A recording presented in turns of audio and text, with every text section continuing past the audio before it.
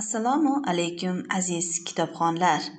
Men bugun sizlarga O'zbekiston xalq yozuvchisi, O'zbekistonda xizmat ko'rsatgan san'at arbobi Hamid G'ulom haqida ma'lumot beraman.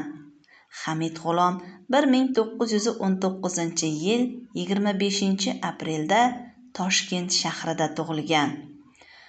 O'rta Osiyo Industrial institutining ishchilar va tog' fakultetlarida, Pedagogika institutining rus tili va adabiyoti fakultetida tahsil olgan.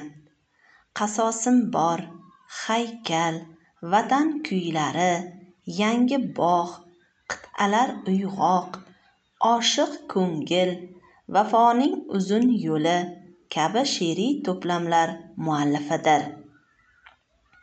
Hamid G'ulom ko'proq nasriy janrlarda ijod qilgan. Mash'al, Toshkentliklar, Mangulik va boshqa romanlardir. Pyesalarda esa Toshbolta oshiq, opera teatri uchun Xorazm qo'shig'i librettosini yozgan. U Shekspirning 12 kecha, Firdavsiyning Shohnomasiga kirgan ayrim dostonlar va bir qancha chet el yozuvchilarining asarlarini o'zbek tiliga tarjima qilgan.